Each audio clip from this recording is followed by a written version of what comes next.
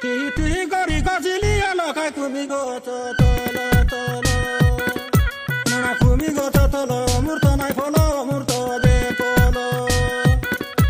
Ane somote kai le bolo bolte loilai. Benoni somote kai le bolo.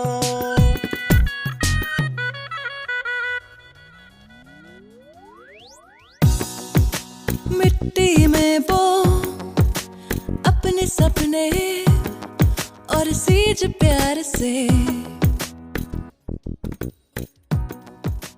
जीना वो। पंजाब की औद्योगिक नगरी लुधियाना में मैं आप सभी का स्वागत करती हूँ।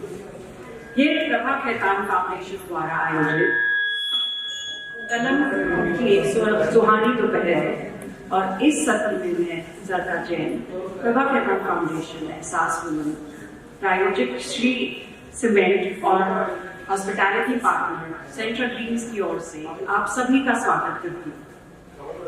मुझे आप सबको प्रभा खेतान फाउंडेशन की गतिविधियों के बारे में बताते हुए खुशी हो रही है। फाउंडेशन कला, साहित्य, संस्कृति और महिला शक्तिकरण की दिशा में काम करने वाली एक बेहद प्रतिष्ठित संस्था है। फाउंडेशन के कार्यक्रम और गतिविधियां भारत और दुनिया भर के 40 से भी अधिक शहरों में लगातार चलती रहती हैं।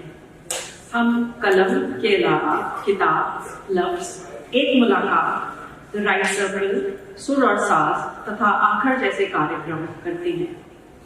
जहां तक कलम की बात है तो अपनी भाषा, अपने लोग के विचार को बढ़ावा देने वाला ये कार्यक्रम अब दुनिया भर में लोकप्रिय हो चुका है।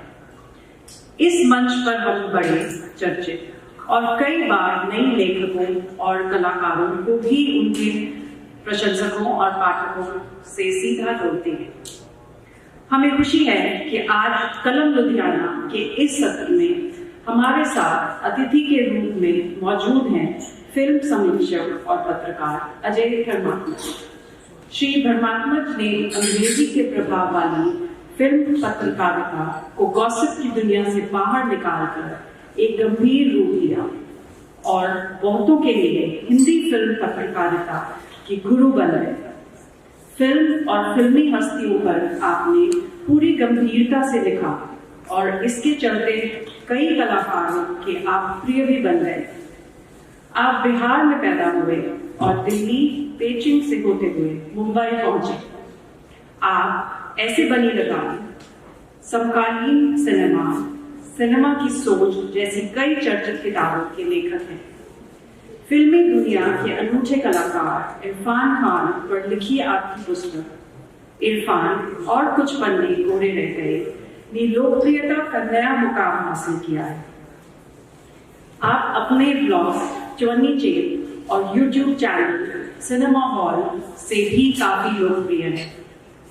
कलम लुधियाना के इस सत्र में हम अजय जी से उनके जीवन और इस किताब पर चर्चा का आनंद लेंगे। तो अब मैं और अधिक समय ना लेती हूँ, अजय भरमात्मज जी से संवाद के लिए एहसास वुमन लुधियाना दीपिका भल्ला जी को आमंत्रित करती हूँ।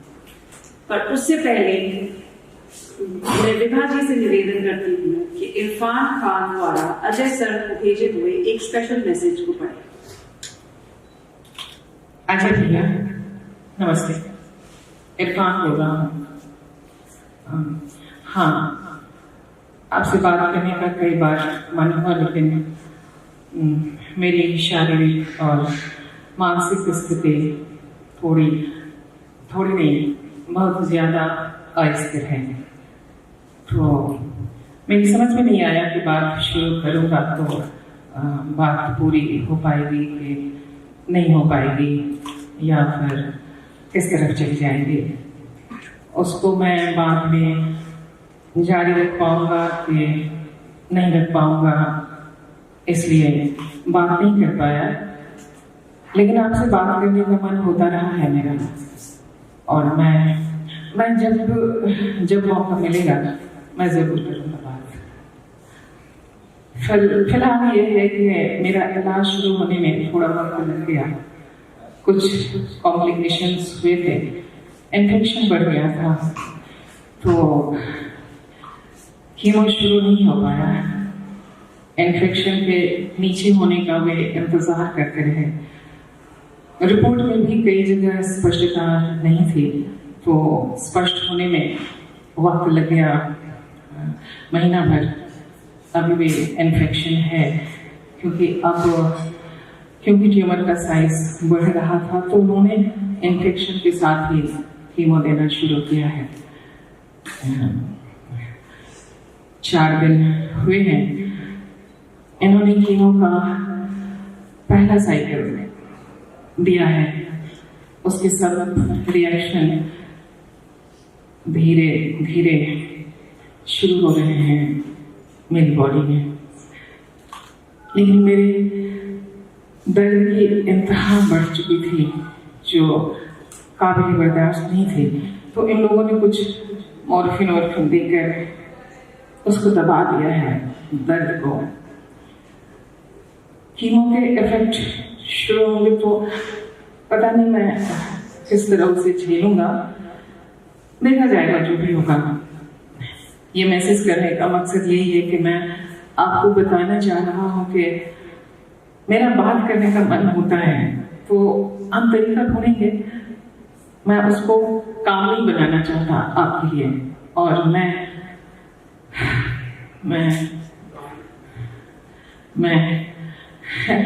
जैसे मौका मिलेगा शेयर करना चाहूंगा। मैं ठीक हूँ अलविया, देखते हैं कहाँ किस तरफ जाती है गाड़ी, जैसा होता रहेगा मैं आपको इत्तला करता रहूंगा। जिस हाल में भी हुआ, जब मुमकिन हुआ, और आप ख्याल रखिएगा और सबको सलाम कहिएगा। मैं लंदन में हूँ, स्वीडन भी गया था कुछ ओपिनियन लेने के लिए।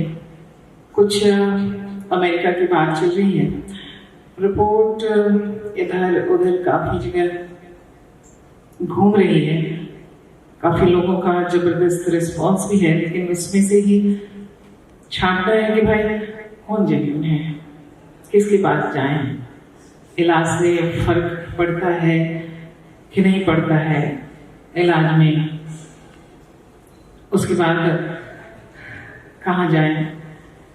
ये भी एक तरह का सवाल है जिस पर मानसिक तौर पर थोड़ा इन्वेस्ट करना पड़ रहा है। एनीवे, आप अपना ख्याल रखिए। कुछ इधर उधर की बातें हो तो मैसेज कर दिया कीजिए। मैं शायद कितना जवाब दे पाऊंगा मुझे पता नहीं, लेकिन feel free to so whatever आपके मन में आए, कुछ बात हो, कुछ सवाल हो, कोई जिज्ञासा हो, कुछ यूं ही शेयर करना चाहें तो फील फ्री, और अपना ख्याल रखिएगा भैया। ये बेसिकली मैंने उस वॉइस नोट जो इन्होंने भेजा था इरफान ने, मैंने कोशिश की कि मैं उसी मूड को पकड़ते हुए आपको ये सुनाऊं। Thank you. Endocrine cancer, and special thanks to Vibha ji, who herself is a cancer survivor, to come up and talk about the pain involved in chemotherapy. उसके दर्द, उसके एहसास को इतने अच्छे से इन्होंने यहाँ पे जाना। Thank you so much. And of course, all the present people over here. Ajay sir का नाम आप सबने सुन लिया है, बहुत जानी मानी हस्ती है फिल्म जगत से रिलेटेड। और तो इस वॉइस नोट के पहले भी एक चिट्ठी भेजी थी उन्होंने मुझे, और वो चिट्ठी इसी मकसद से भेजी थी कि मैं मीडिया में उसे शेयर करूं, ताकि उनकी बीमारी के बारे में सही जानकारी सब तक एक जैसी जानकारी पहुंचे और सारे मीडिया लोगों से उनको बात ना करनी पड़े। तो एक अंग्रेजी टेक्स्ट तैयार किया था उन्होंने, एक हिंदी टेक्स्ट मेरे साथ मिलकर तैयार किया था, और हिंदी वाला टेक्स्ट मुझे दिया था उन्होंने, अंग्रेजी टेक्स्ट टाइम्स ऑफ इंडिया को दिया था। और एक ही दिन दोनों मीडिया में ये प्रकाशित हुआ उनकी बीमारी की खबरों के साथ। लेकिन हिंदी, जैसा कि हम जानते हैं, हिंदी पढ़ने लिखने बोलने वाले ज्यादा है, तो मेरे राइटर्स को सभी ने विदाउट कॉपीराइट और ये सब कुछ पूछना नहीं, सब, क्योंकि हर कोई जानना चाहता था। मैंने कहीं कोई आपत्ति नहीं की थी, इसको जहां शेयर करने का मन हुआ पूरा वायरल हुआ था ये। और उसके बाद से फिर ये जब वॉइस नोट आया उनका, तो सचमुच मैं दिल्ली में था उस समय, किसी के साथ बैठा हुआ था, वॉइस नोट आया, मैंने देखा, उस समय तुरंत सुन नहीं पाया, मैं बाद में सुना और है मेरे पास, चूंकि मैं वॉइस नोट नहीं सुना सकता वैसे उस आवाज में, कौन कहाँ रिकॉर्ड करे क्या करे, इसलिए ये मैंने लिखा है। लेकिन ये बताने के लिए कि वास्तव में इरफान से कनेक्ट जो मेरा था वो एक अलग लेवल का था, और जो इस नोट से भी जाहिर हो रहा होगा आप लोगों को। और इसके बाद जब उन्होंने कहा कि आप मैसेज करते रहिए, ठीक है, तो उस बीमारी के दौरान हम दोनों ने खूब हंसी मजाक की है। मतलब मैं उनकी पुरानी और जो बहुत ही बेकार सी फिल्में होती हैं जो कई बार हमें करनी पड़ती हैं, और इरफान ने भी की है, तो उन फिल्मों की भी तस्वीरें भेजता था। मेरे पास काफी अच्छी लाइब्रेरी है, तो उसमें से भेजता था मैं और पूछता था कि याद है आपको कौन सी फिल्म है ये, और आपको बता एक एक्टर का कमिटमेंट इससे भी जाहिर होता है कि उनको अपनी पूरी से पूरी फिल्म का किरदार याद था, किरदार भी याद था, कहाँ था, सब अपनी किताब में बहुत अच्छे से लिखा, तो वो सब याद था उनको, और उसको वो मजाक बना करके पेश करते थे। और फिर छोटे छोटे वॉइस नोट उस समय भी आते थे, फोटो को लेकर के या और चीजों को लेकर के। जैसे एक बार मैंने उनके जो शुरू में एसी नगर में रहते थे अपने मामा के घर में, मामा जी एक ही कमरा मिला था, वो तस्वीर मैंने उनको भेजी। तब उन्होंने बहुत ही भावुक होकर लिखा था, बताया था कि अजय भैया फिर से 10 बाई 10 के कमरे में आ गया। और मुझे अब लग रहा है कि जो मैं अपनी हद या अपने रहने की जगह बढ़ा रहा था वो सब फिजूल था। तो इस तरह की बात शायद ऐसा होता होगा कि जब आदमी कमजोर पड़ता है और अंत नजर आता है, तो या ऐसे भी फिलोसफिकल हम हो जाते हैं कुछ खास कारणों से। बाकी तो जिंदगी की रवानी है, मौज मस्ती है, सब कोई करते रहते हैं, वो चलता रहता है। जी सर ने बहुत आत्महत्या से पूरी किताब में इरफान जी के बारे में लिखा है। मैं एक छोटी सी लाइन, पैराग्राफ भी नहीं, लाइन पढ़ के सुनाना चाहूंगी। शब्द लकीरों में बदलते और धुएं की तरह ऊपर उठते और उनसे एक आकृति बनने लगती है। द होल थॉट, आप देखिए कितनी इमेजिनेशन और क्रिएटिविटी से इन्होंने शब्दों का इस्तेमाल किया है थ्रू आउट द बुक। आपने एक जगह किताब में कहा है कि फिल्म पत्रकारिता के लिए प्रेरणा आपको इरफान खान से मिली। कैसे? आप पूरा इंसिडेंट आई थिंक हमारे बच्चे सुनना चाहेंगे। जी जी बिल्कुल। तो ऐसा हुआ था कि मैं जर्नलिज्म में आ गया था, और थोड़ा बैकड्रॉप ये है कि मैंने JNU से पढ़ाई की, और पढ़ाई करने के बाद से कुछ समय के लिए चीन में था। मैं चीन के विदेशी भाषा प्रेस में काम करता था।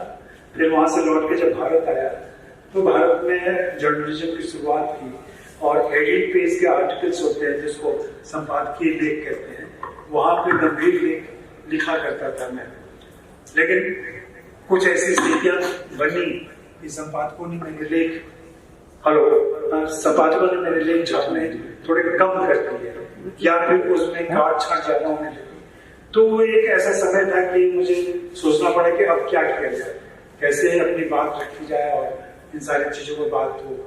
तब फिर ये आइडिया बनना था, और मैं फिल्म पत्रकारिता के संपर्क में आने लगा था, क्योंकि मैं फिल्म फेयर के आर्टिकल्स ट्रांसलेट करता था हिंदी में। स्क्रीन एक मैगजीन हुआ करती थी, अब तो बंद हो गई, उसके ट्रांसलेशन करता था। और फिल्में तो हर भारतीय देखता है, आप सब भी देखते होंगे, हम भी देखते थे, तो एक लगाव तो होता ही है फिल्मों से। और फिल्मों की जानकारी सबको रहती है, जैसे पॉलिटिक्स की जानकारी सबको रहती है, जैसे क्रिकेट की जानकारी सबको रहती है, वैसे ही सिनेमा की भी जानकारी सबको रहती है, और सबके अपने पॉइंट ऑफ व्यू होते हैं। वैसा ही मेरा भी था। तो धीरे धीरे ये बनने लगा रास्ता। उस समय इरफान से मेरा परिचय था, इरफान से मेरा परिचय 90 साल चालू हो गया था। लेकिन ये बात है 94-95 की। तब उन्होंने कहा कि भैया आप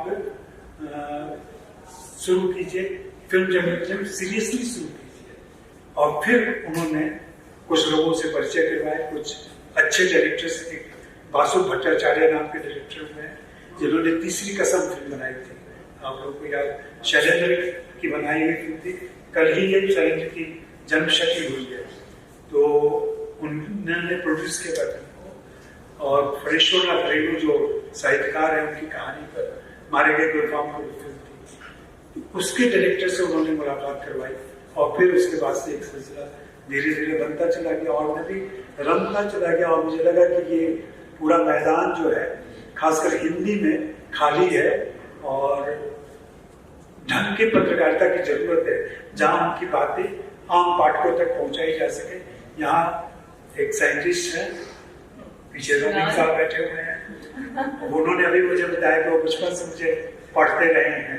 तो ऐसे बहुत सारे पाठक मुझे मिलते हैं जो जॉब में हैं, कुछ तो एक्टर्स हो गए, बहुत मशहूर एक्टर हैं, वो लोग कहते हैं कि मैंने आपको बचपन, मैं आप सबसे यही कहता हूँ कि मैं आपका प्राइमरी टीचर हूँ सिनेमा का। मैंने ABCD सिखाया है, उससे ज्यादा मैं नहीं जानता और न सिखा पाऊंगा मैं। तो बाद में भी सारे लोग मास्टर बने सिनेमा के, हमारे शागिर्द या हमसे जिसने सीखा वो मुझसे बहुत अच्छा लिख रहे हैं और एकेडमिक पर्चे लिख रहे हैं। लेकिन यह सुनकर खुशी होती है या जानकर खुशी होती है कि इनिशियल डेज में उन्होंने मुझसे प्रेरणा ली या मुझे पढ़ा।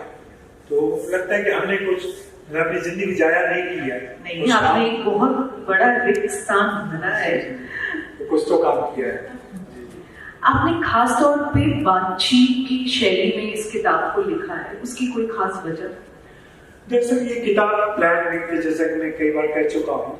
मैंने कभी सोचा नहीं था कि इरफान को बीमारी होगी, इरफान की मौत होगी, इरफान पर एक किताब आएगी या लोग कहेंगे कि कुछ करो। मेरा शौक रहा है लंबे इंटरव्यू करने का, और मेरी बातचीत कम से कम 45 मिनट की होती है। आज भी मेरे पास लगभग 200 ऑडियो कैसेट्स हैं, जिसमें तमाम फिल्म स्टार्स के और डायरेक्टर्स के और दूसरी फिल्मी हस्तियों के इंटरव्यूज हैं रिकॉर्डेड। तो ऐसा ही इनके साथ भी था, और चूंकि इरफान थोड़े पॉपुलर थे और इनके बारे में लोग जानना चाहते थे, लेकिन इतने लंबे इंटरव्यू तो कोई पब्लिश कर नहीं सकता। जैसे अगर ब्रॉडशीट न्यूज़पेपर में भी छापे तो 2 पेज आपको लेना पड़ेगा, उतना लंबा कोई छापेगा नहीं, स्पेस की बहुत, हाँ स्पेस की बहुत। तो ये सारे इंटरव्यूज मेरे पास पड़े हुए हैं। हुआ यूं कि जब जिनका निधन हुआ, निधन के बाद लोगों ने तुरंत कहा कि आपको ऐसा काम करना चाहिए। लोग जानते थे कि मेरे नजदीक है, पत्रकार भी जानते थे, पब्लिशर्स भी जानते थे, तो लेकिन मेरी इच्छा नहीं हुई। मुझे लगा कि ये कुछ भुनाने जैसी बात हो जाएगी, अपने रिलेशन को भुनाना या अपने जो आपके पास चीजें हैं उसको इस्तेमाल करना। मुझे लगा कि ये ठीक नहीं है, तो ठीक नहीं है सोच करके मैंने छोड़ दिया। फिर 4-5 महीना बीत गया, तो उस समय तक मैं ई-बुक में चीजें पब्लिश करने लगा था। तो नीलाभ श्रीवास्तव है लखनऊ के, उनके एक प्रकाशन संस्था है नॉटोलॉजी ई-बुक की संस्था है, और तमाम विश्वविद्यालयों ने भी उसको लिया हुआ है सब्सक्रिप्शन। वहां पे किताबें ई-बुक के फॉर्म में है। वहां मैंने इरफान पे एक किताब की जिसका टाइटल नहीं था, इरफान और कुछ पन्ने कोरे रह गए, और इसका सेकंड पार्ट इरफानियत भी वहीं से आई थी। बाद में भिलाई के एक पब्लिशर है आकाश महेश्वरी, उनको ये ई-बुक बहुत पसंद आई थी, तो उन्होंने कहा कि कभी आपका मन करे तो मैं इसको किताब में छापूंगा। और फिर मैंने भी विचार किया कि ठीक है किताब। ऐसा कोई बहुत आकर्षण नहीं था, क्योंकि ई-बुक मेरी काफी लोग खरीद रहे थे, पढ़ रहे थे, और मुझे इसकी तुरंत जरूरत नहीं महसूस हुई। तो यहाँ पे मैं एक बात बताना चाहूंगी, जैसे ही किताब रिलीज हुई है, अभी भी आप Amazon पे ऑर्डर करने की कोशिश करेंगे, अवेलेबल नहीं है, सेल आउट है थ्रू आउट इंडिया इनकी किताब, और काफी ज्यादा लैंग्वेजेस में ट्रांसलेट हो रही है और हो चुकी है। पंजाबी में अभी आ चुकी है, और बताइए सर कि पंजाबी में आ चुकी है, उर्दू में आ चुकी है, पाकिस्तान में भी छप रही है, और गुजराती में आ रही है, अंग्रेजी में आ रही है, मोस्ट प्रोबेबली उस वक्त बंगाली और मराठी में भी है।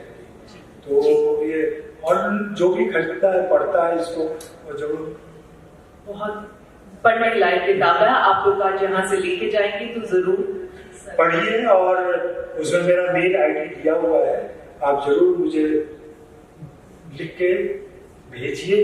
अच्छी लगे तो भी लिखिए, बुरी लगे तो जरूर भेजिए, कि इसमें ये कमी है, तो मैं अगली किताब में उस कमी को पूरा करना चाहूँगा। और सर सब सवालों के जवाब देने में बहुत प्रॉम्प्ट है, ये मैं वाउच कर सकती हूँ। हाँ, आप लोग किसी के मन में कोई भी जिज्ञासा, खास करके जो छात्र आए हुए हैं उनको अपने, आपकी उम्र में तो हम तो बहुत सुदूर गांव से आए हुए थे, तो वहाँ कोई ऐसा मिला भी नहीं जो हमसे बात करे, हमें कुछ बताए, सिखाए, समझाए। आपके सामने ये मौका है। और कोई भी सवाल पूछते समय बिल्कुल, मैं जब सवाल पूछता हूँ ये बिल्कुल ख्याल नहीं करता कि मेरे सवाल का सब्जेक्ट तो क्या है, या वो मेरे बारे में क्या सोचेगा, या दूसरा साथी मेरे बारे में क्या सोचेगा, कि ये क्या सामान्य सवाल भी सवाल होता है और सवाल पूछे जा सकते हैं। सर मैं कुछ किताब से रिलेटेड आपसे बात करना चाहूँगी। आपने किताब में मेंशन किए रवि चतुर्वेदी जी, मोहन महर्षि और ईशान त्रिवेदी जी, 3 नाम जो जिनके संदर्भ में मैं कुछ आप विस्तार में बताएं कि कैसे इरफान जी के लाइफ में उनका योगदान रहा है। रवि चतुर्वेदी उनके आरंभिक गुरु थे। हाँ जी। और जैसा कि छोटे शहरों में स्टेज पर जब बच्चे का शौक होता है, जब आप 17-18 के होते हैं, आपका मन करता है कुछ परफॉर्म करने का, तो हम लोग पॉपुलर मीडिया जो सिनेमा है उससे इतने प्रभावित होते हैं। जैसे आज कोई लड़का स्टेज पर जाएगा तो हो सकता है वो रणवीर सिंह की नकल करे, आलिया भट्ट की नकल करे। तो जब इरफान आए थे उस समय राजेश खन्ना, मिथुन चक्रवर्ती ऐसे लोग थे, तो स्टेज पर इरफान खान राजेश खन्ना की नकल करते थे। और मेरे सपनों की रानी कब आएगी तू जैसे गाने गाते थे। तो आश्चर्य होता है कि एक आदमी कितनी सीरियस छवि है जी, वो कहाँ से शुरुआत कर रहा है। और वहां और शुरू में उनके फादर श्योर नहीं थे कि इसका कैरियर क्या होगा, कैसे होगा। तो आपको ये भी बताऊं कि वो इलेक्ट्रीशियन भी थे। अच्छा। हाँ, उनके फादर ने उनको इलेक्ट्रीशियन की ट्रेनिंग भी दी थी कि और कुछ नहीं होगा तो एक बिजली का बल्ब बेचेगा और जाके किसी के पंखे पे ठीक कर देगा, कुछ पैसे तो आ जाएंगे। और उस जमाने में वो ट्रेनिंग के लिए बॉम्बे आए थे और उन्होंने एक बार सुनाया था कि मैंने एक फिल्म स्टार के घर जाकर उनका एसी ठीक किया था और बाद में पता चला कि वो राजेश खन्ना का घर था। अरे वाह। तो ऐसे चीजें होती है। लेकिन एक आदमी सोचिए उसका, और टायर ट्रेडिंग का काम भी करते थे, जो कि उनके फादर की वही दुकान थी। बाद में रवि चतुर्वेदी जब उनकी लाइफ में आते हैं और दूसरे दोस्त जो थिएटर वाले थे, उन्होंने देखा कि इरफान में काबिलियत हम लोगों से ज्यादा है, और काबिलियत के अलावा धैर्य, सीखने की ललक, ये सब चीजें रवि चतुर्वेदी ने बताया है कि कैसे उन्होंने मार्क किया या उसको टैलेंट को पकड़ा। तो मन्नू भंडारी का एक नाटक है महाभोज, उस महाभोज नाटक को ये कर रहे थे और उसमें जो कि नए थे तो उनको सिर्फ काम मिला था संतरी बनने का, एक डंडा लेके संतरी खड़ा और कुछ नहीं बोलना है उसको, सिर्फ दरवाजे पर खड़ा है, कोई आ जा रहा है तो सिर्फ सिर झुका के उसको नमस्ते करना, बोलना कुछ नहीं। उनका कहना था कि पूरे नाटक में वो लड़का एक पैर से दूसरे पैर पर खड़ा नहीं हुआ, जैसे खड़ा था वैसे ही खड़ा रहा पूरे नाटक में। उन्होंने कहा ये कमिटमेंट जिसमें है ना उसको कहीं भी पहुंचाया जा सकता है। और फिर वहां से उन्होंने इरफान को पकड़ा और रवि जी ऐसे गुरु रहे हैं कि उन्होंने थप्पड़ में मारा है इरफान को। उस समय के गुरु थप्पड़ में मारते थे, आज के गुरु नहीं मार सकते, पुलिस केस हो जाएगा। तो उस जमाने में उनका कहना था कि एक सीन मैंने दिया था वो कर नहीं पा रहा था तो मैंने एक चप्पल किसी लगाई थी। और वही गुरु बताते, वो थिएटर की बहुत बड़ी पर्सनालिटी है, वो विदेश में कहीं घूम रहे थे और वहां पे किसी फिल्म का पोस्टर लगा हुआ था और जिसमें इरफान का फोटो लगा हुआ था। तो वहां की किसी पर्सनालिटी के साथ वो घूम रहे थे और उन्होंने कहा कि ये मेरा शागिर्द रहा है, मैंने इसको सिखाया है। तो जैसा होता है, जैसे मैं कह रहा हूँ आपको एक नाम लेकर के कि भाई रणवीर सिंह मुझसे मिलने आया करता था, कई लोग कह सकते हैं छोटी मतलब गप मार रहे होता, ऐसा ही उनके जो जान पहचान, उन्होंने कहा नहीं ऐसा नहीं हो सकता। तो जैसा एक होता है तैश में आके उन्होंने इरफान को फोन लगा दिया वहां से और इरफान ने फोन किया, गुरु जी का फोन कभी अवॉइड नहीं करते। तो बातचीत की, तब उस औरत को, जो टीचर थी वहां पे, उनको आश्चर्य करे, जब आपके शिष्य इतने बड़े आर्टिस्ट हैं तो आप ये क्या मामूली थिएटर कर रहे हैं? तो उन्होंने कहा नहीं ना, उसका फील्ड अलग है, मेरा फील्ड अलग है, मेरा काम है पढ़ाना, थिएटर करना, और थिएटर की एक हाइट होती है, वहां पे पहुंचा हूं मैं काफी संतुष्ट हूँ। इस दिन से जीवन में चीजें चलती रहती हैं, और रवि चतुर्वेदी का रोल उनकी लाइफ में बहुत है। शुरू में इरफान जब NSD से निकल गए और मुंबई आ रहे थे, तो उन्होंने रवि जी से कहा कि भाई आपके जो भी डायरेक्टर से मेरी जान पहचान करवा रही है। रवि चतुर्वेदी ने साफ मना करते थे, मैं तुम्हारी किसी से दोस्ती नहीं करवाऊंगा, क्योंकि अगर तुम्हें काम मिल भी गया और कल को तुम मशहूर हुए तो तुम्हें खुद ही तकलीफ होगी कि ये जो रवि सर ने मुझे काम दिलवाया था, तुम्हारे टैलेंट को वो काम नहीं मिला था। तो बेहतर ये है कि तुमने एक प्ले किया हुआ है, लाल घास पर नीचे घोड़े, जिसमें लेनिन बने थे वो, तो वो तुम दिखाओ लोगों को, उससे तुमको काम मिलेगा। और फिर वही होगा गोविंद निलानी का। दूसरे लोग चाहते थे कि मैं नसीर जैसा एक्टर बनूंगा, तो इस पर भी रवि चतुर्वेदी ने कहा तुमको किसी और के जैसा एक्टर नहीं बनना है, तुम्हें खुद के जैसा एक्टर बनना है।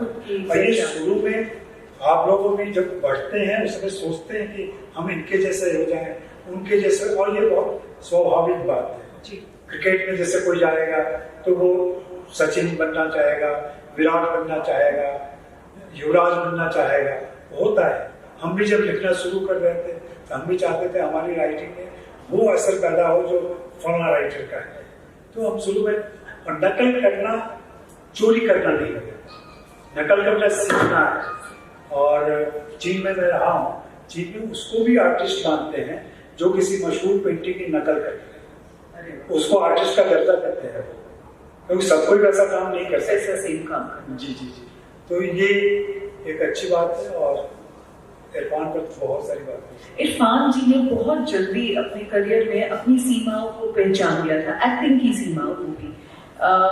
तो मतलब उनकी कभी ये नहीं थी कि मैंने डांस और सिंगिंग टाइप का हीरो बनना है। और काफी लो टाइम पे आपने मेंशन किया है किताब में, काफी जगह लिखा है कि वो उससे भी खुश हो जाते जब काम नहीं मिल रहा था, कि मुनीश बैन जैसे एक्टर बन जाता तो वो भी ठीक था, पर फिर भी उनको इतने महान एक्टर को भी अपनी सीमाओं के बारे में बहुत जल्दी पता चल गया था। अपनी दोनों चीजों को जाने हैं, सीमाओं को भी जाने और खूबियों को भी जाने। हमारे अंदर दोनों चीजें होती हैं, और सीमाएं तभी सामने आती हैं जब हम दूसरों की नकल करना चाहते हैं। खूबियां तभी रहती हैं जब आप मौलिक होते हैं।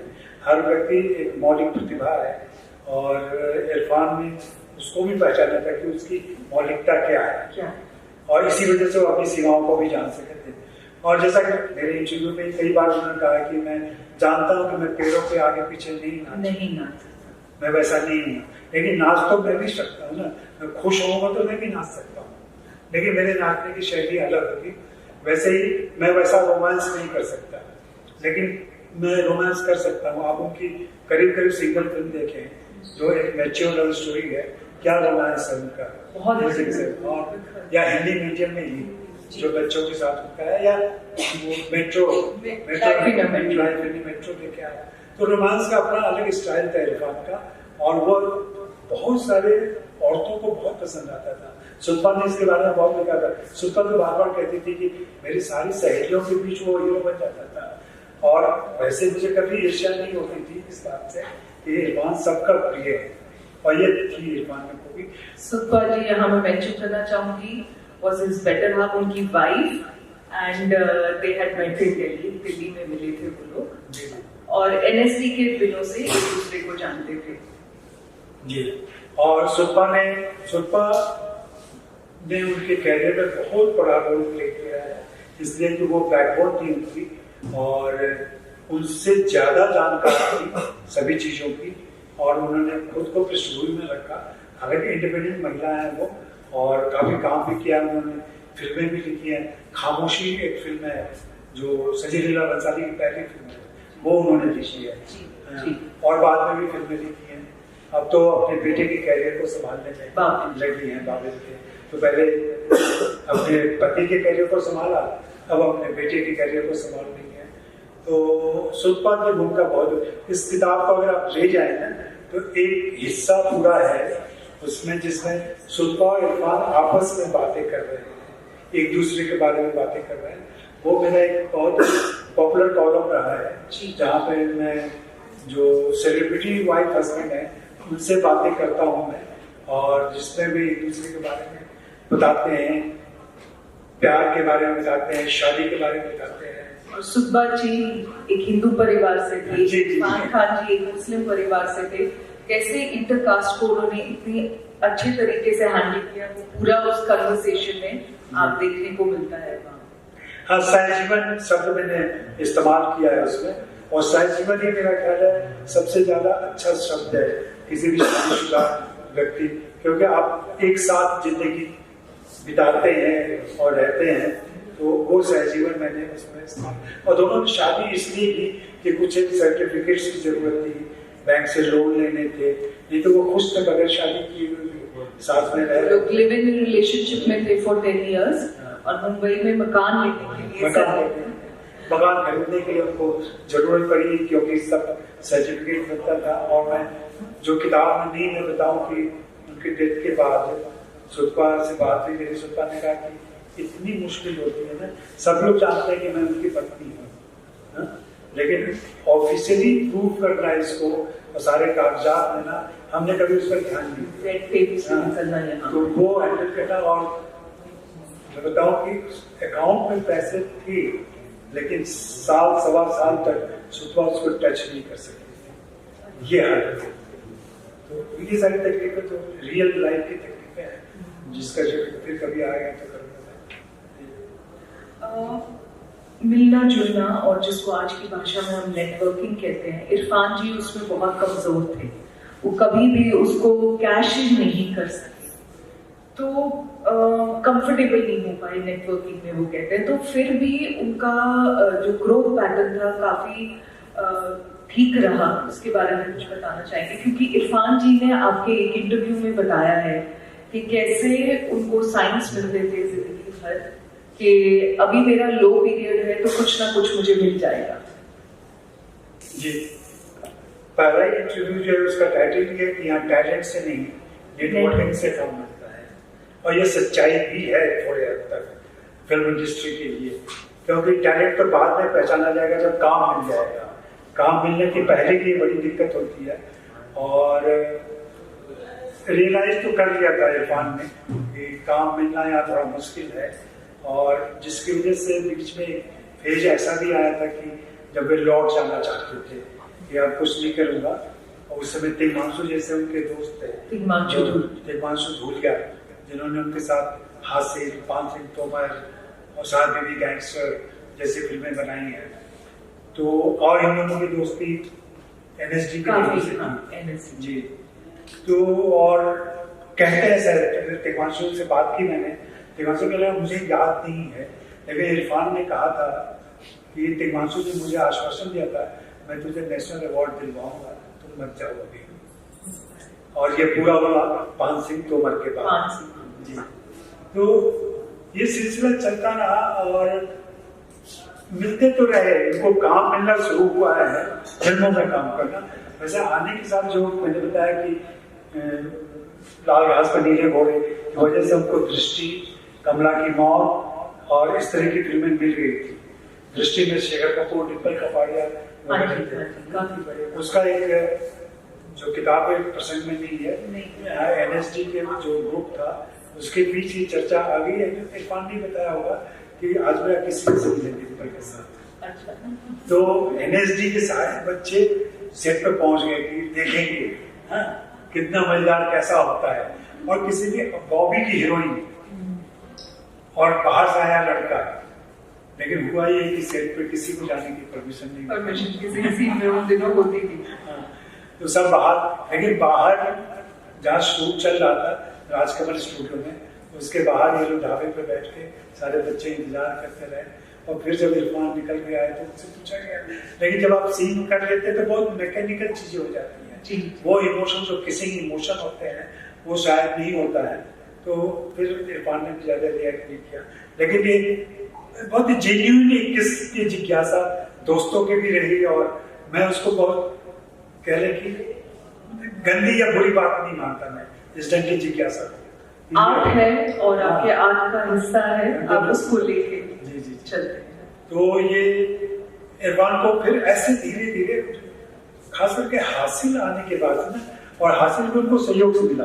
हाँ जी, आपने इसके बारे में देखा। हासिल पहले मनोज को दिया गया था, और मनोज की फिल्म तब तक सत्या, आज मनोज मतलब मनोज वाजपेयी की सत्या फिल्म आ चुकी थी, और उसमें उनका नेगेटिव रोल था। तो मनोज वाजपेयी ने मना कर दिया कि मैं और नेगेटिव रोल नहीं करना चाहता, और मनोज ने सजेस्ट किया तो इरफान को दो ये। फिर इरफान के पास फिल्म आई, और इरफान के पास उस फिल्म ने तो इतिहास रच दिया। आज वो कल्ट फिल्म मानी जाती है, खास करके कॉलेज स्कूल के बच्चे उस फिल्म को जरूर देखते हैं। और रणविजय का किरदार जो निभाया है इरफान ने, और इलाहाबादी लहजे और वो सब के साथ, और फिर हासिल देख के विशाल भारद्वाज ने मकबूल फिल्म अभी हासिल रिलीज नहीं हुई है, और उसी समय उनको जो विदेशी फिल्म थी द वॉरियर वो मिली। तो द वॉरियर से उनकी एक इंटरनेशनल पहचान बनी, और द वॉरियर अगर आप देख सके ना, हालांकि नहीं है वो कहीं भी बिल्कुल उस तरीके से, लेकिन कहीं से खोज सके आप लोग, नए बच्चे हैं, सोशल मीडिया के माहिर लोग हैं, कहीं ना कहीं से निकाल देंगे तो फिल्म को जरूर देखें, जहां पता चलेगा कि एक्टिंग के लिए डायलॉग होना बिल्कुल जरूरी नहीं है, एक्सप्रेशन के लिए संवादों की कोई जरूरत नहीं होती है, और ये इरफान ने बार बार साबित किया है। उसके कई एक उदाहरण है, और एक बड़ा उदाहरण तो पीकू का है, और उनका मानना था, और सर ने लिखा भी है किताब में, जैसे आजकल के इन्फ्लुएंसर्स की दुनिया में, कि content plays the most important role. Content से ज्यादा जरूरी किसी भी आर्ट फॉर्म के लिए कुछ भी नहीं है, ये बार बार स्ट्रेस करते थे। तो पीकू का प्रसंग अमिताभ बच्चन के साथ उनके सीन्स थे, और अमिताभ बच्चन बहुत ही रिहर्सल करते हैं, अपने रोल पर प्रैक्टिस करते हैं। आज की इस एज में भी उनके जैसा कमिटेड एक्टर बहुत कम लोग हैं। बाकी एक्टिंग के बारे में और उसके बाद उनकी फिल्मों के बारे में आपकी जो भी राय हो, लेकिन एक एक्टर का जो कमिटमेंट होता है, सेट पर वैनिटी वैन में नहीं बैठते हैं, बाहर बैठते हैं। हाँ, उनके लिए 5 कुर्सियां लगती हैं, शायद ये बात में मालूम आपको। प्लास्टिक के 5 प्लास्टिक चेयर चलते हैं, तो 5 चेयर लगाई जाती है ताकि उनके पांव जमीन पर ठीक से रह सके। इसके तो क्या फिल्म में क्या होता था कि डायलॉग जूही, ये बात जूही ने बताई थी, जूही चतुर्वेदी ने जो फिल्म लिखी है उन्होंने, कि मैंने जो डायलॉग लिख के दे दिए थे उनको, लेकिन सेट पे क्या होता था कि रिहर्सल के समय तो अमिताभ बच्चन किसी डमी को रखकर रिहर्सल कर लेते थे जो इरफान का डायलॉग बोल देता था। जब शूट होता था तो इरफान अपने डायलॉग बोलते ही थे, तो एक्टिंग में क्यों नहीं मिला, तो इनको समझ में नहीं आता था कि मुझे डायरेक्ट बोलना कब है अमिताभ बच्चन को, तो वो परेशान हो जाते था। और उनसे पूछा जाता था इरफान से कि आपने डायरेक्ट क्यों नहीं बोले, कहा कि मैंने एक्सप्रेस तो कर दिया ना, वाक्य बोलना जरूरी थोड़ी है, वो बात बन गई, वो बात बता दी मैंने कि जो कहना था मुझे वाक्य में। और अमिताभ बच्चन चौंकते थे ये आदमी करता क्या है, तो बाद में इरफान को जाकर उन्होंने कहा भी कि आप ये कर कैसे लेते हो, मैं तो बगैर डायलॉग के कुछ बोल ही नहीं सकता, एक्सप्रेस नहीं कर सकता। सर के जरिए इरफान जी की कितनी तारीफ लिखी है, उनकी एक्टिंग शैली की कितनी तारीफ लिखी है, ये पूरा एक प्रसंग किताब में है।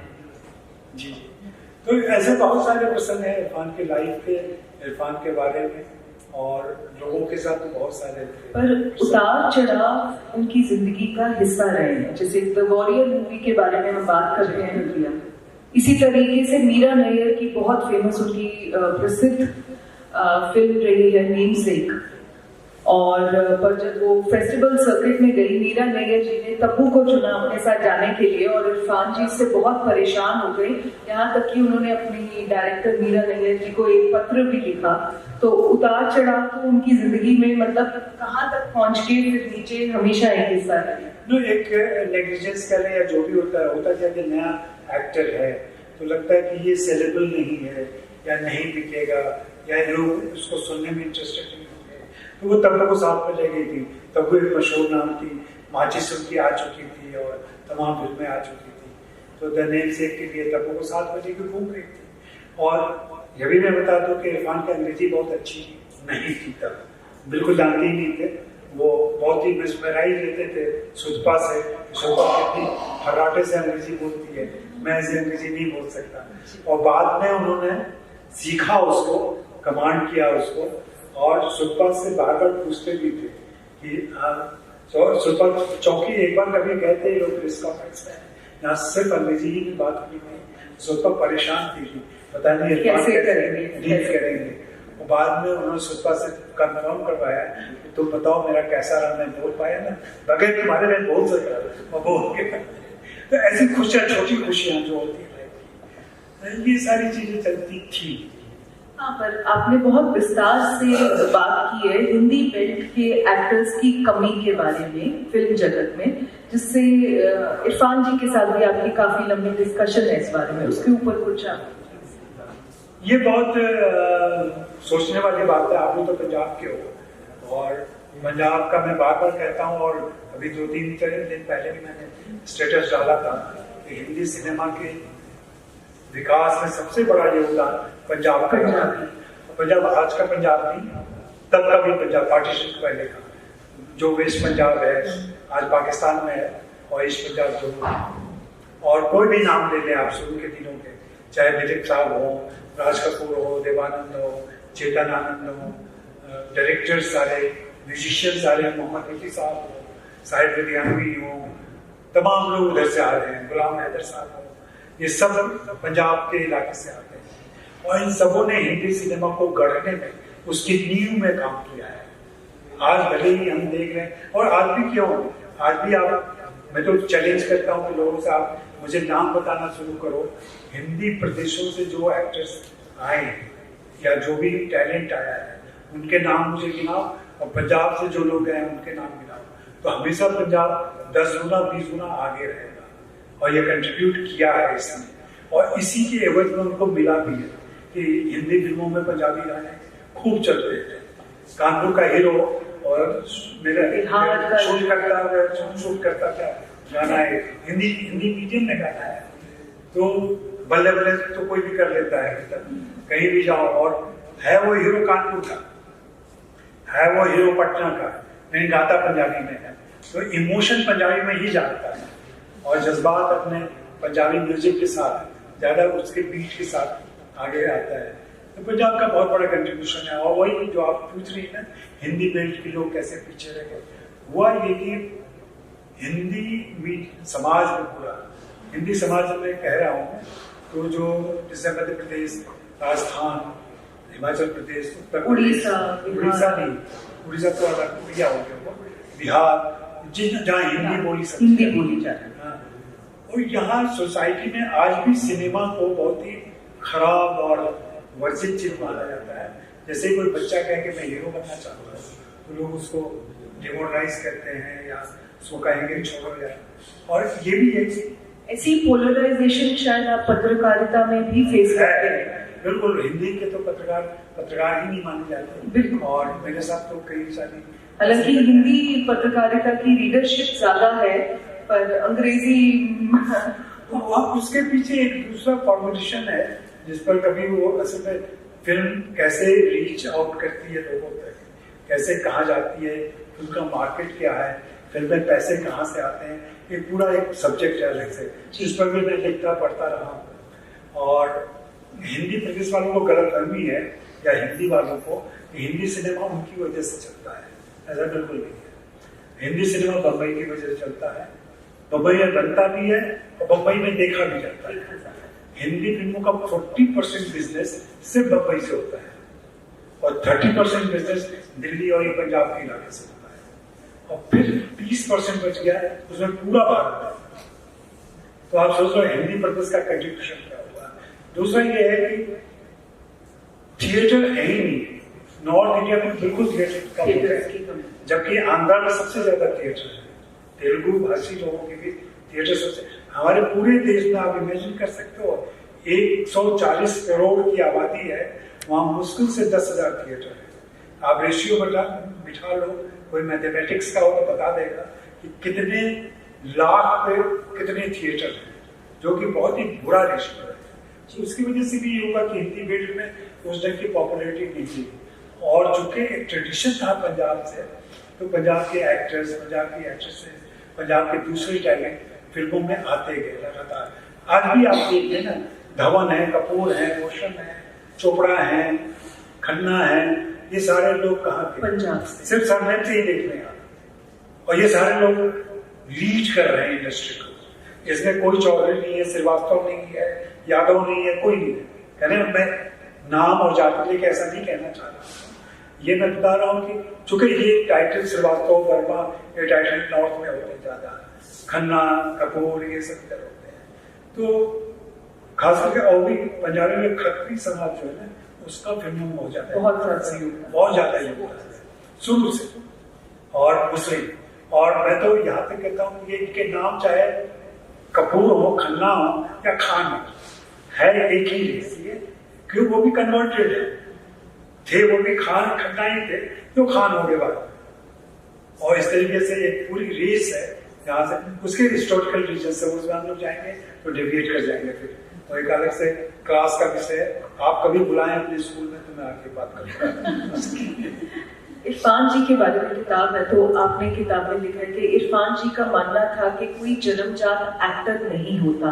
एक्टर आप बन सकते हो, अपनी क्राफ्ट को, अपने आर्ट को आप धीरे धीरे प्रोग्रेस कर सकते हो, ग्रो कर सकते हो। और इसके साथ मैं यहाँ पे ये भी मेंशन करना चाहूंगी कि आजकल बहुत चलन हो गया है, हर एक्टर अपने फिल्म के बारे में ये कहता है ये फिल्म 100 करोड़ चली, ये 150 करोड़ चली। उन्होंने कभी भी ये ऐड नहीं किया अपनी फिल्मों के बारे में। हालांकि आप गूगल करके पढ़ेंगे और सर की किताब में भी पता चलेगा कि इरफान जी की काफी फिल्में इससे ज्यादा का बिजनेस कर चुकी थी, और इसके बावजूद उन्होंने अपनी फी स्ट्रक्चर भी इंक्रीज नहीं किया। अपनी फी में भी कोई वो नहीं कि अगर मेरी एक फिल्म 100 करोड़ हो गई है तो मेरी फिल्म का मैं चार्ज ज्यादा करूंगा, क्योंकि वो मानते थे कि अगर फिल्म का फायदा हो रहा है तो निर्देशक, डिस्ट्रीब्यूटर, उन सबका भी फायदा होना चाहिए। उनका ये बहुत मानना था कि इन सबका एक फिल्म में, एक अदाकार की जिंदगी में बहुत बड़ा रोल होता है। इसके बारे में आप थोड़ा सा और विस्तार से। ये तो मेरे सामने ही हुआ था, किसी जर्नलिस्ट, हमारे को जर्नलिस्ट ने किसी कलीग ने पूछ लिया कि आपकी फिल्में 100 करोड़ का बिजनेस नहीं करती हैं, जो उनकी इंडिविजुअल हीरो के तौर पर फिल्में आती थी। हालांकि हिंदी मीडियम और दूसरी फिल्मों ने वो भी किया। ये उसके 5 साल पहले की बात है, लाइफ ऑफ पाई तक आ चुकी थी। तो उन्होंने उसी का उदाहरण दिया था कि आप जाके लाइफ ऑफ पाई का बिजनेस देख लीजिए, और उसमें मैं ही लीड हुई। Life of pi, Jurassic park, सबका हिस्सा था जिन्होंने 100 करोड़ तो ये 1000 बिजनेस किया है। लेकिन जो उसको कंसीडर आप नहीं कर रहे हो इंडिया में, तो आप 100 करोड़ के ही आंकड़े में फंसे हुए। तो ये दिक्कत थी उनकी। एक और उनकी समस्या इरफान की समस्या में, इरफान जूझते रहे इस बात से और चाहते रहे। होता है कि कोई भी बड़ा आर्टिस्ट होता है तो चाहता भी कि उसको रिकॉग्नाइज लोग करें, उसकी पहचान बने। और जो थिएटर से गए हुए एक्टर हैं, जो इस ढंग के उम्दा आर्टिस्ट हैं, उनको कमर्शियल फिल्म फेयर है, स्टार एंड स्टाइल है या दूसरी, ये कवर पे इनको नहीं लेते हैं।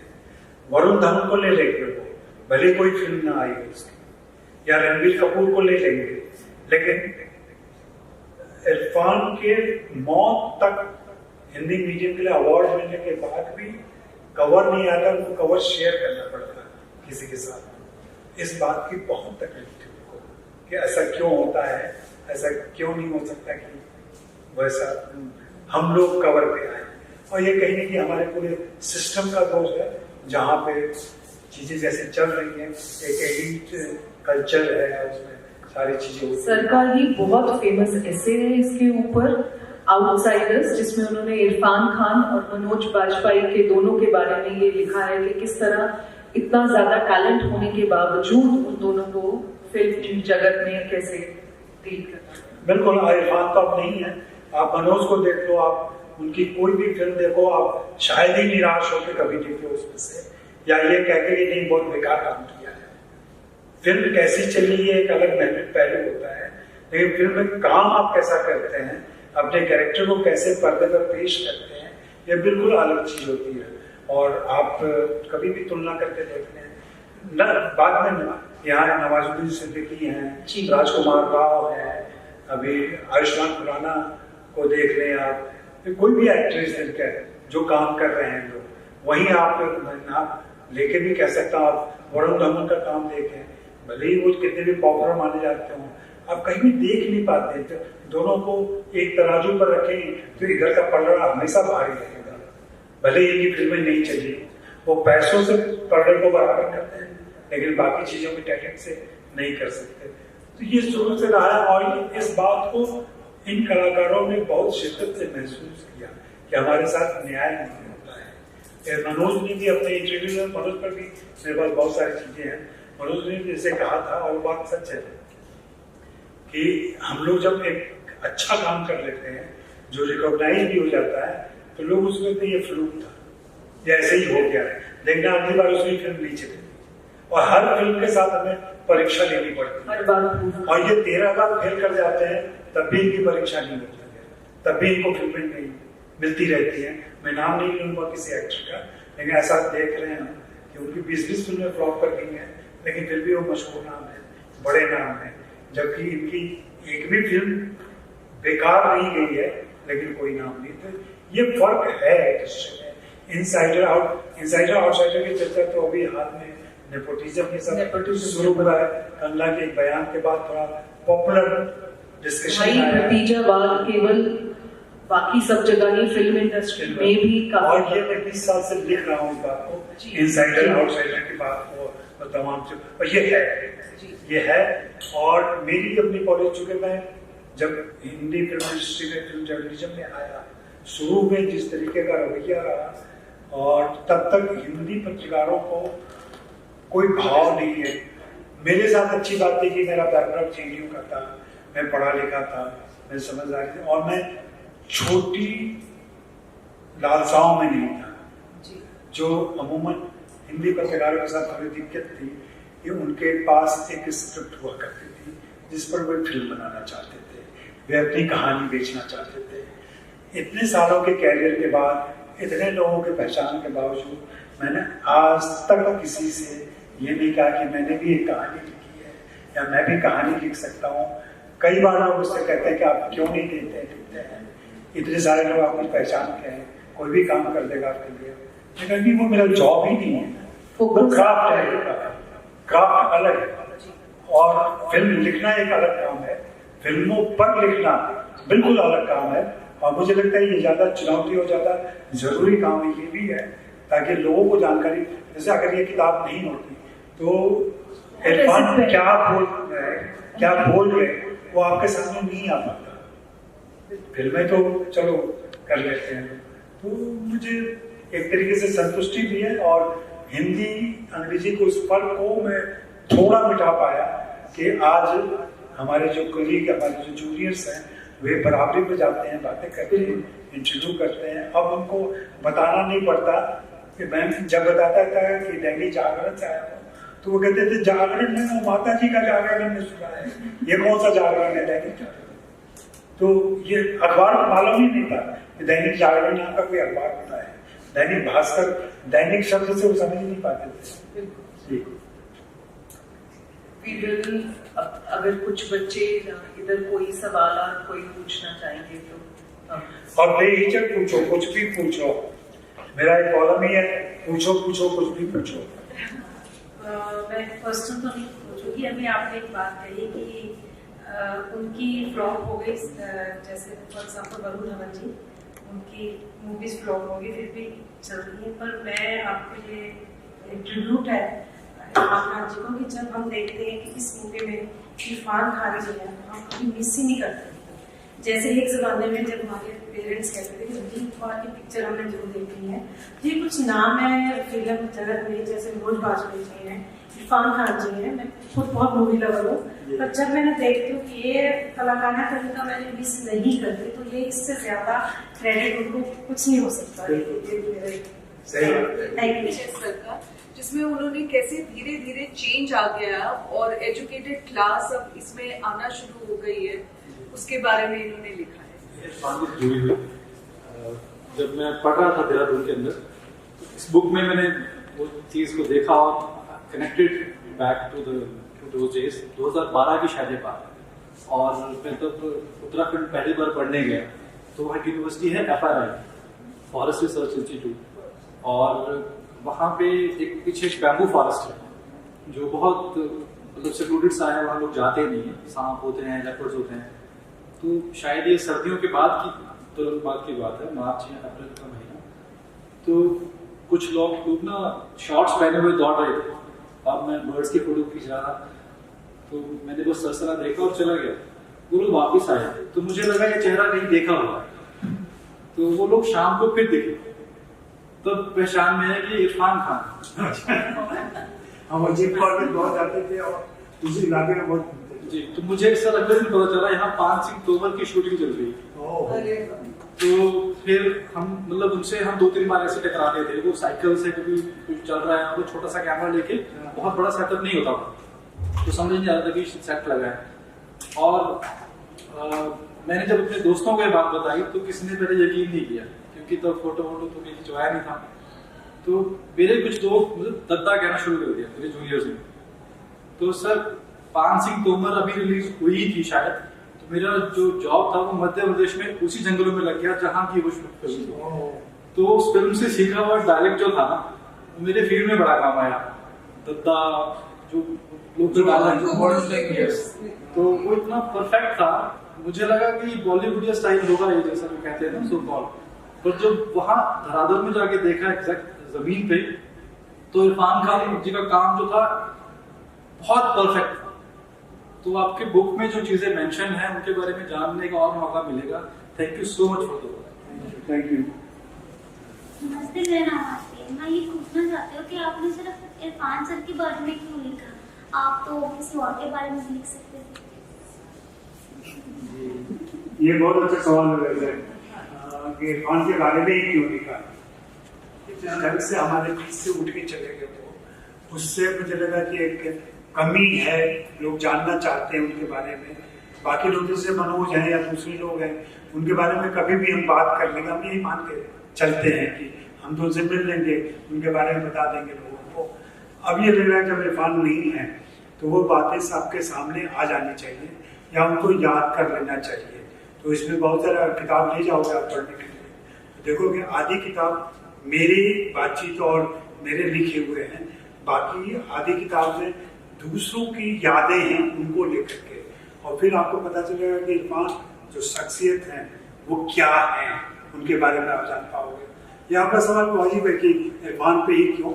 मैंने और भी किताबें कर रहा हूँ मैं, अब बाद में और भी किताबें आएंगी जिसमें दूसरे लोग भी आएंगे। इरफान मेरे प्रिय रहे हैं और इरफान से एक पुरानी दोस्ती रही है हमारी, 25-30 साल पुरानी दोस्ती, इसलिए भी इरफान पर मैंने जरूरी समझा कि काम होना चाहिए। यहाँ पे मैं मेंशन करना चाहूंगी आपके लिए कि सर के फर्स्ट 2 पेजेस में वो बताते हैं इरफान खान जी ने ही सर को बहुत इनकरेज किया था फिल्म पत्रकारिता की तरफ जाने के लिए। उससे पहले ये पॉलिटिकल एसेस लिखते थे, उनका काफी बड़ा हाथ रहा है इनके भी उसमें भी। मैसेज था, तो उसके बाद में आपने क्या रिएक्ट किया? आपने उनको रिप्लाई दिया उसका? वॉइस मैसेज याद नहीं होगी, जरूर भेजा होगा कुछ हमने, नोट तो भेजा ही होगा हमने। और उसके बाद से हमारा जो ये तकलीफ उन्होंने जाहिर की थी ना, और फिर कहा था कि मुझसे आप कभी भी बात करो, कोई मैसेज करो, तो जो बताया मैंने कि मैं हंसी मजाक करने लगा था फिर उनके साथ, उनकी तकलीफ को कम कैसे कर सकते हैं इस बात के लिए मैं लतीफेबाजी तो नहीं करता मैं, तो भी लतीफा सुनाऊं उनको कोई, लेकिन ऐसी तस्वीरें भेजता था मैं, कुछ और बात पूछता था जिसके वे जवाब देते थे और थोड़ा उनका मन क्या बहलेगा। बीच में एक बार हमारी योजना भी बनी थी कि मैं लंदन जाऊं, उनसे मिलूं, बात करूं, लेकिन तब ये संभव नहीं हो पाया था और तब तक मैंने किसी प्रकाशक से बात नहीं की थी। हो सकता है किसी से बात की होती तो कोई स्पॉन्सर कर देता मुझे। हिंदी का पत्रकार खुद अपने दम पे लंदन जाकर के बात नहीं कर सकता था, ये सच्चाई है। जैसे मेरा एक अभी प्रोजेक्ट है जिसके लिए बहुत पैसों की जरूरत है और मैं काम नहीं कर पा रहा हूँ, वो है कि लाहौर का सिनेमा। आप लोग पंजाब के हो, पंजाब का एक बड़ा हिस्सा रहा है लाहौर, और लाहौर का कंट्रीब्यूशन रहा है हिंदी सिनेमा को, लेकिन आज वो पूरा लाहौर का सिनेमा लावारिस हो गया है। उस समय का, आज़ादी के पहले का। पाकिस्तान उसे कहता है वो मेरा सिनेमा नहीं है, वो तो आज़ादी के पहले का है। तो हम तो 47 के बाद पाकिस्तान है, उसके पहले का तो हमारा नहीं है। भारत कहता है वो तो लाहौर चला गया उधर, तो हमारा नहीं है। तो किसका है लाहौर का सिनेमा? खास करके 28 से लेकर 47 तक 19 सालों में क्या सिनेमा बना, कैसा सिनेमा बना और उसका क्या कंट्रीब्यूशन रहा, इसी की मैपिंग मैं कर रहा हूँ। तो उस मैपिंग में थोड़े रिसर्च वगैरह की जरूरत है, देखें कैसे होता है। जी जी मेरा नाम स्नेहा है। तो सर, जैसे हम सब जानते हैं कि आप इरफान सर के काफ़ी करीब थे, तो उनके जाने के बाद आपकी लाइफ में क्या चेंजेस आए? उनके बाद, उनसे परिचय होने के बाद या उनकी वजह से बाकी लाइफ में ऐसा नहीं कहूँगा कि कोई पाठ सिखाया उन्होंने, बताया उन्होंने, लेकिन उनके जाती जिंदगी से, उनको देखते हुए, उनसे मिलते हुए बहुत कुछ सीखने समझने को मिला। हमें ज़्यादा मैटेरियलिस्टिक नहीं होना चाहिए, हमें ज़्यादा संपत्ति जमा करना, ये महंगी गाड़ी खरीद ली, ये महंगा कपड़ा खरीद लिया, इससे ज़्यादा जरूरी है कि आप इंसान के तौर पर कितना डेवलप कर पाते हो खुद को, इंसानियत कितनी बची रह जाती है आप में और कितने दुनिया के काम आते हो, ये सारी चीज़ें जरूरी हैं। हम अपनी हैसियत के हिसाब से सारी चीज़ें हासिल करें, लेकिन उसमें दिखावापन ना हो। और जो हमारी औकात है, पुरानी कहावत है हम लोग पूरे देश में, जिसकी जितनी लंबी चादर हो पाऊँ उतना ही फैलाना चाहिए। तो ये बातें इरफान की लाइफ में थी। Head of Hindi department Khalsa college for women को आरोप करूंगी कि वे मंच पर आएं और लेखक को स्मृति चिन्ह भेंट करें।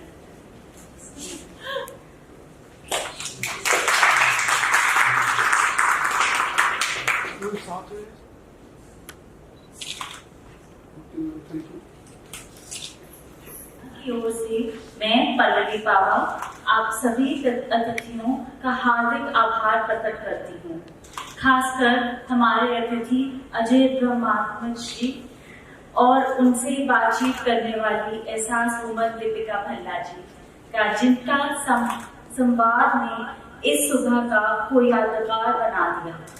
हम अपने प्रायोजक श्री सीमेंट और हॉस्पिटैलिटी पार्टनर सेंट्रा ग्रीन के भी आभारी हैं।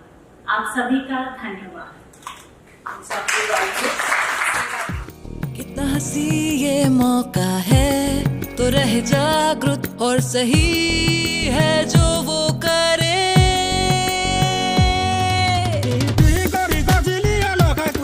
हम खड़े हो जिंदगी के साथ, सब एक साथ, सब एक साथ।